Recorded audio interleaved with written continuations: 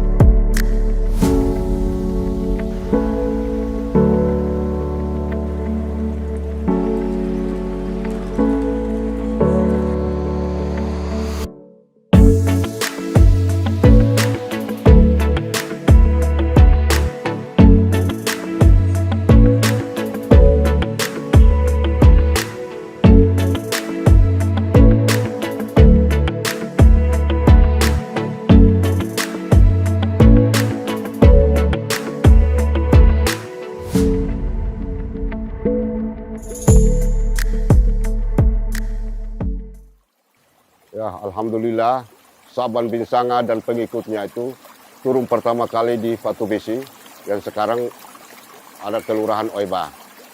Tapi karena Belanda ingin membangun bandar, maka Sa'ban bin Sangha dan pengikutnya digeser ke kelurahan yang sekarang ini Kelurahan Fontaine. Tapi pada waktu dibangun untuk tempat ibadah, menurut Belanda mengganggu ketenangan daripada Belanda. Maka rasa simpati daripada Raja Taibenu, maka diberikan sebuah tanah yang berupa sawah berukuran kurang lebih 2 hektar yang ada di Air Mata. Alhamdulillah berkat perjuangan dari para Sa'ban bin Sangha dan para pengikutnya, alhamdulillah bisa membangun sebuah masjid yang berukuran 10 kali 10 meter yang berada di Desa Air Mata pada waktu itu. Dan saya tambahkan sedikit, kenapa mesti ada yang dinamakan Desa Air Mata. Desa Air Mata ini unik. Apakah di sini banyak mata air atau air mata tumpah karena selalu diintimidasi? Ya, itu dua kemungkinan, dua jawaban yang bisa kita rangkum. Nah, Masjid Al-Baitul Qadim ini terletak di sekarang Kelurahan Air Mata, RT 06, RW 2, Kelurahan Air Mata. Alhamdulillah masjid ini dibangun tahun 1806 itu sampai tahun 1993 baru direhab. Ya, bentuk masjid itu perpaduan antara Arab, Cina, dan Muslim. Jadi Masjid Air Mata ini sebelum tahun 1903 itu masih tetap menamakan Masjid Air Mata. Dan yang memberi nama Masjid Al-Baitul Qadim itu adalah Bapak Mustafa Taha, yaitu rumah tertua. Itu hasil musyawarah daripada keluarga besar Muslim di Air Mata. Dan renovasinya itu pada tahun 1993 oleh keturunan daripada Sa'ban bin Sangha atau cicit daripada Sa'ban bin Sangha, yaitu Haji Birando bin Tahir. Itu renovasi karena situasi, kondisi daripada masjid ini sudah tidak memungkinkan lagi. Dan umat Islam pada waktu sekarang ini sudah begitu pesat perkembangannya, maka inisiatif daripada Haji Birando bin Tahir dan para orang tua-tua, tokoh masyarakat dan lain sebagainya menginginkan agar masjid ini direhab sesuai dengan kondisi sekarang ini.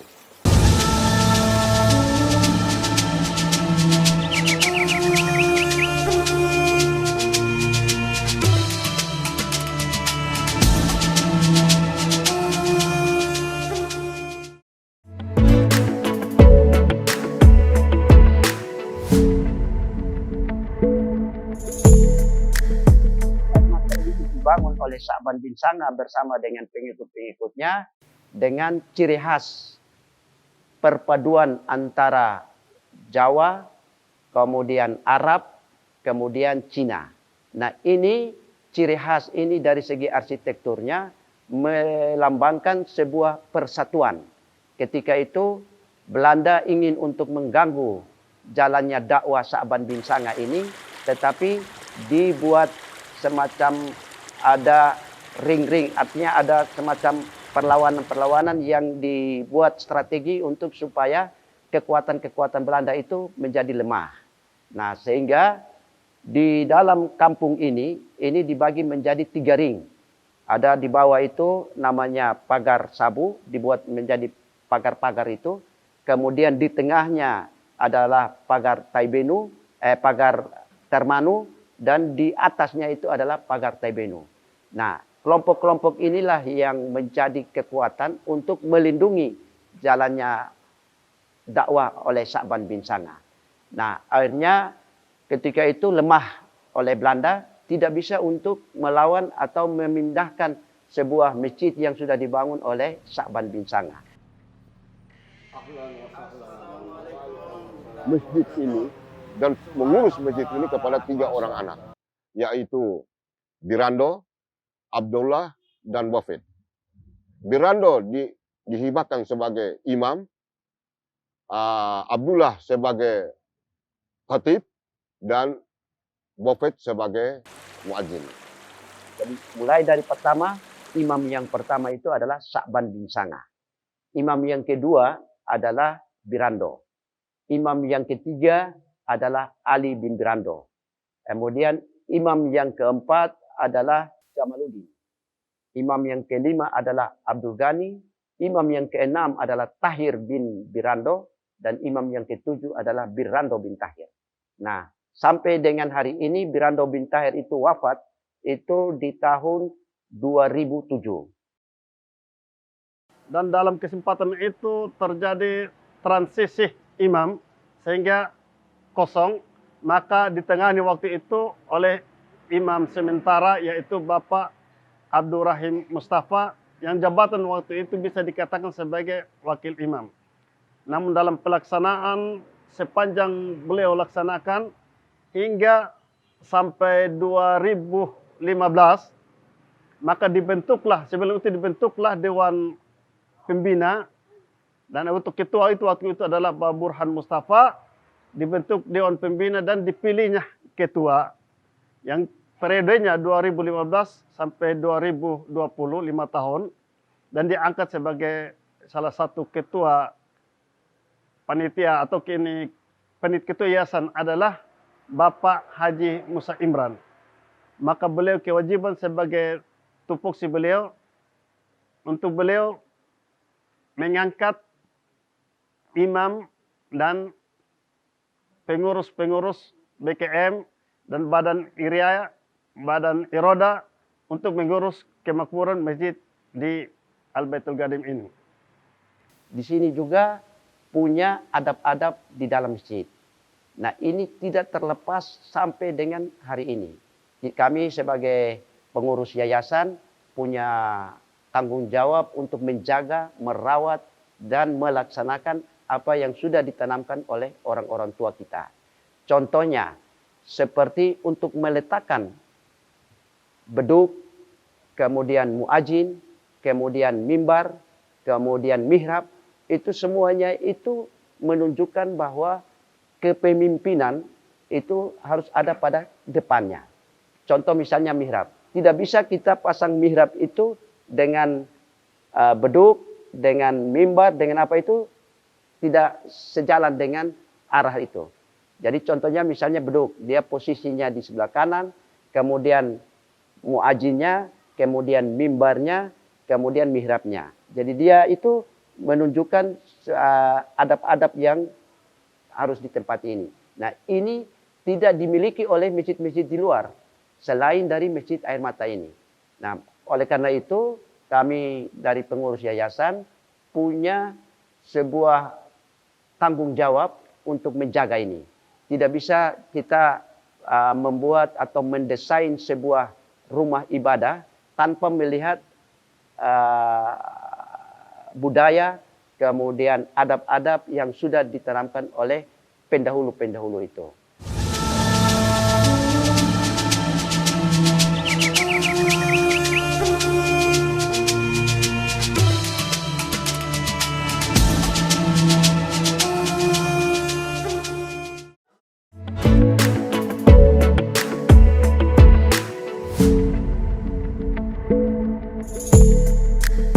Dari segi arsitekturnya masjid, itu kita di sini membagi dua.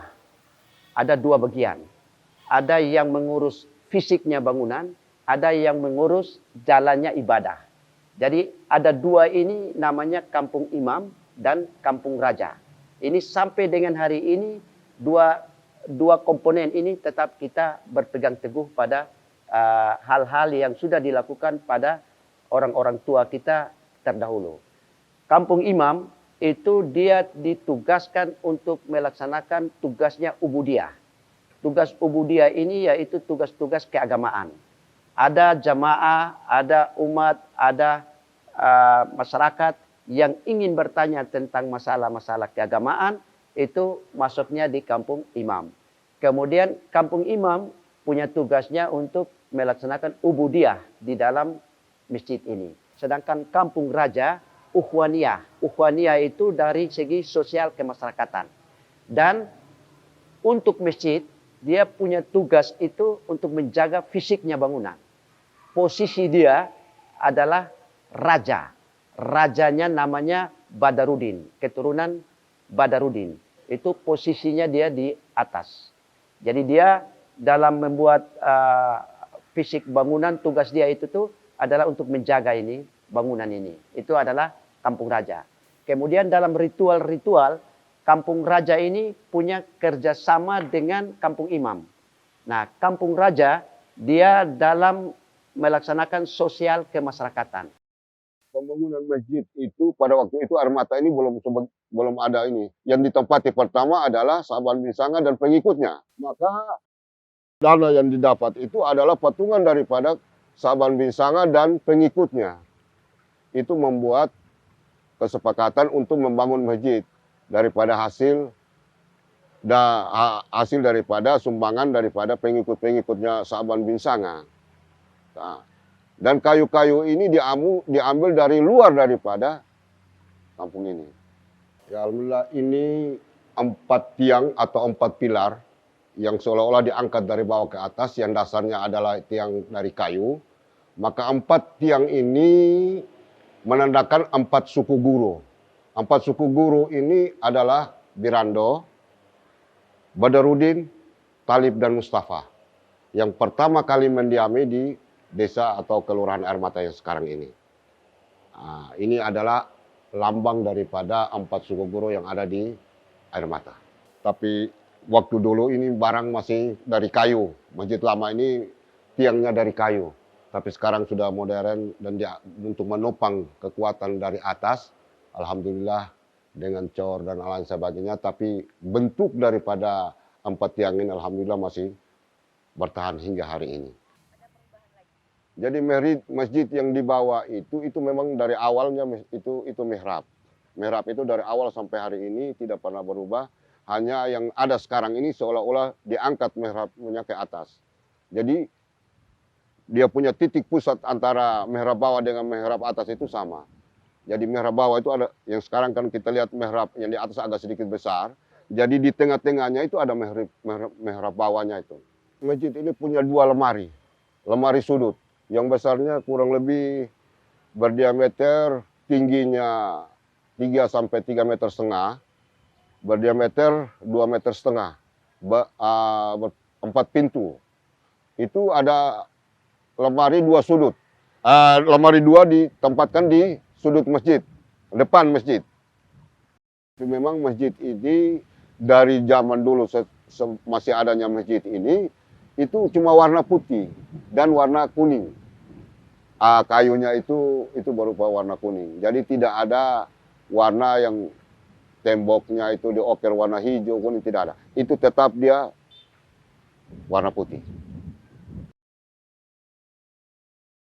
Bedeku ini adalah salah satu pohon, yaitu pohon lontar, utuh, pohon lontar utuh yang dibuat beduk oleh pengikut daripada Sa'ban bin Sangha.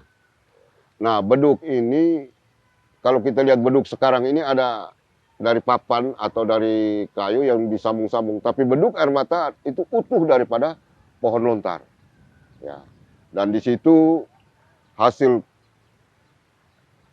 waktu ketukan itu punya waktu atau sesuai dengan waktu sholat.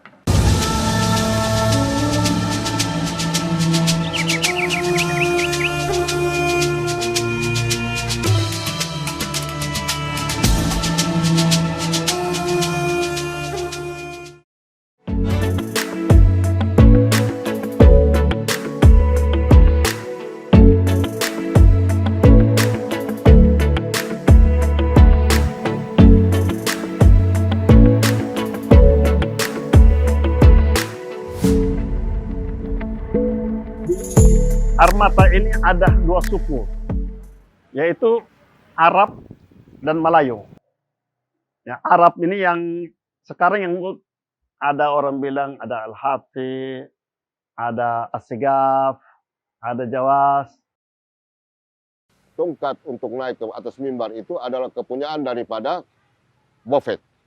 Bofet itu ditugaskan sebagai muadzin atau Bilal. Nah, yang bisa pegang tongkat ini adalah keturunan daripada Sa'ban bin Sangha tadi itu, yaitu Bofet. Nah, keunikan tongkat ini, dia harus dibawa ke atas. Sesudah khatib dia naik itu dengan membawa tongkat. Jadi ada di masjid ini sekarang ini hanya ada 3 tangga. Ya, 3 tangga ini jadi orang tidak bisa naik seenaknya, melangkah terus melangkah. Dia harus satu dia berselawat kepada Rasulullah. Allahumma shalli wa sallim alaih. Dia berselawat lagi dan dia tidak bisa sembarang putar. Dia harus putar pelang. Baru menghadap kepada umat yang ada di dalam masjid. Kurumbatan orang biasa bilang keranda. Jadi kurumbatan ini biasanya kalau orang ada mau meninggal itu dia sudah kasih sinyal bahwa sebentar lagi orang akan meninggal. Dia bisa kasih sinyal pertanda bahwa besok atau sebentar malam pasti orang akan meninggal. Itu keunikan daripada kurumbatan. Dia lari, atau dia goyang. Pertanda bahwa itu sebentar lagi orang akan meninggal. Ada situ maka persatuan kesatuan di umat Islam di Armata ini saling melengkapi. Berarti yang tadinya ada dikotomi antara Arab, Melayu, sekarang sudah menjadi satu. BKM ada 3 bidang. Bidang pertama yaitu Imaro. Imaro adalah badan agama, yaitu para imam, muadzin, khotib, dan para mudin. Mudin ada mudin laki-laki, ada mudin perempuan. Yang kita pegang ini adalah warisan dari Sa'ban bin Sangha yang ditugaskan, yang diwariskan kepada 3 putra itu. Itu sampai dengan sekarang mereka ini punya tempatnya. Kalau yang sekarang yang kita masukkan untuk kita tetapkan, itu imam yang diberikan tugas dan tanggung jawab untuk melaksanakan tugas itu. Tetapi yang punya tempatnya itu adalah keturunan itu. Jadi seandainya mereka ini seperti yang tadi itu cucu cecenya itu yang masih di luar, mereka datang ini tidak ada cerita lain lagi, tetapi mereka punya tempatnya sudah tersedia. Nah, tugas-tugas yang sudah kami berikan dari lembaga untuk mendistribusikan kepada tugas-tugas imam itu untuk melaksanakan, untuk memimpin jalannya ibadah, kemudian pelayanan terhadap umat, itu tugas-tugas dari imam. Tetapi tempatnya memang agak berbeda dengan masjid-masjid di luar. Pengurusnya itu diberikan, tapi mereka punya tempatnya. Di sini berbeda. Tempat yang kami siapkan itu adalah tempat yang sudah diwariskan oleh para leluhur, para Sa'ban bin Sangha itu. Jadi dari Birando punya tempatnya adalah di mihrab. Dari Abdullah tempatnya adalah di mimbar. Walaupun dalam kondisi sekarang ini Dewan Masjid telah menetapkan Dewan Dakwah. Dewan Dakwah itu ada beberapa nama-nama yang kita rekomendasikan untuk bisa masuk di dalam Dewan Dakwah itu untuk jadwal khutbahnya. Tetapi orang-orang yang sudah masuk di dalam tempatnya keturunan itu tetap harus menjadi simbol. Mereka harus ada di dalamnya. Dulu masjid yang masih di bawah, itu kekuatan energinya itu sangat positif sekali. Jangankan kita berbicara, melaksanakan. Berbicara aja salah, bisa juga ada dampaknya. Karena amalia-amalia orang tua dulu dalam amal terhadap masjid ini kan sangat kuat sekali. Nah, ini yang sampai dengan hari ini, dari keturunan-keturunan itu, tetap kita minta untuk bisa menjaga ini dan bisa merawat sampai pada anak cucu cece ini untuk dalam melestarikan nilai-nilai budaya itu.